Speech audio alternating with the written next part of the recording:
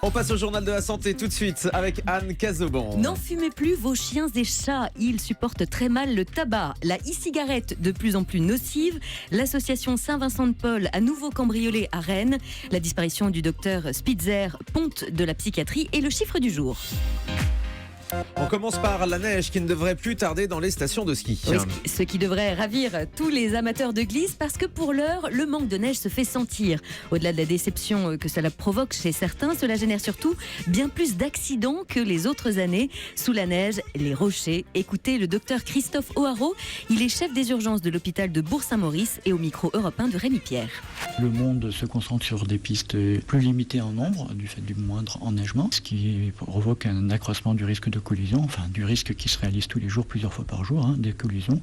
Et lorsque les gens tombent, ils tombent sur une neige plus dure ou sur des cailloux ou sur de la glace et se blessent plus facilement. Les blessures sont les mêmes que d'habitude, ce sont les fractures de membres, les fractures de colonne, les traumatismes crâniens. Ce qui augmente, c'est le nombre des skieurs qui se blessent, puisqu'ils sont plus nombreux à skier sur un espace plus restreint et sur une neige plus dure. Hier, nous avons eu une centaine de patients qui sont passés aux urgences. Hier, le SMUR est porté, pour vous donner un ordre de grandeur, à transporter 6 fractures de fémur. Normalement, c'est 2-3 par jour et c'est déjà un chiffre important. On en a eu 6 hier, donc c'est un indicateur de gravité important.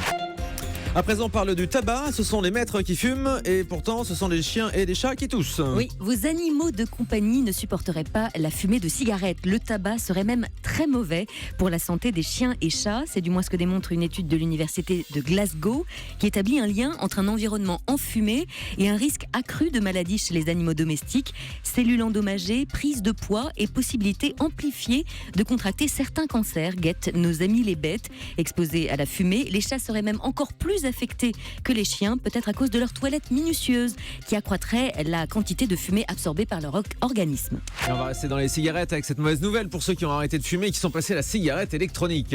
Oui, aucune solution n'aura grâce aux yeux de la santé, en tout cas pas la e-cigarette, et ça risque de plomber le moral de certains ici. Aussi, suivez mon regard, nouvelle étude américaine qui a observé les dommages du vapotage sur les cellules humaines. Et le résultat démontre une nouvelle fois qu'utiliser des cigarettes électroniques ne serait pas mieux que de fumer des cigarettes classiques. On savait que la nicotine était nocive, mais on s'est surtout rendu compte que la e-cigarette altérait les cellules de la bouche et des poumons testés. Les chercheurs enquêtent sur des composants cancérigènes qui n'avaient jamais été révélés jusqu'alors. Le sort s'acharne sur une association de Saint-Vincent-de-Paul, l'association Saint-Vincent-de-Paul à Rennes. Oui, comme l'an dernier, à la même époque, les locaux de l'association rennaise ont à nouveau été cambriolés. Cette fois-ci, 352 kilos de nourriture ont été dérobés dans le local de stockage, mais aussi de nombreux jouets.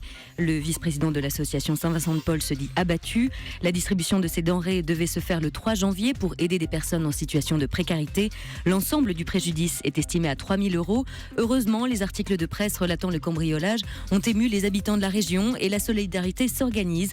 L'association Saint-Vincent-de-Paul espère pouvoir compter sur la générosité collective. Et puis on a appris la disparition du docteur Robert Spitzer. Il est considéré comme le psychiatre le plus influent de son temps et pour cause, c'est lui qui a élaboré un manuel diagnostique et statistique des troubles mentaux, véritable référence en psychiatrie. Et dans ce travail, c'est surtout lui qui a mis fin à la classification de l'homosexualité comme une maladie mentale. Ah oui. Le moins que l'on puisse dire, c'est que ça fait avancer l'histoire et le schmilblick. Le docteur Robert Spitzer s'est éteint à la suite des complications cardiaques à l'âge de 83 ans à Seattle aux États-Unis. Des classifications qui est intervenue très tard dans l'histoire, dans les années 80, alors que jusqu'à avant ça, c'était considéré comme une maladie mentale, effectivement. Allez, on termine avec le chiffre du jour. Et le chiffre du jour, c'est 10. Comme 10 minutes. 10 minutes de relaxation. Une petite pause au calme tous les jours qui nous suffirait à préserver notre mémoire. Une énième enquête britannique sur le sujet démontre les bienfaits de la micro-sieste au travail après le déjeuner. Le cerveau ne peut pas constamment être sollicité et fonctionne bien mieux quand il peut se reposer. Alors à vous de trouver votre petit coin calme, loin de toute distraction, sans ordinateur ou téléphone portable. Une belle petite planque pour vous relaxer et aligner vos chakras correctement. Bon, on y est, tiens.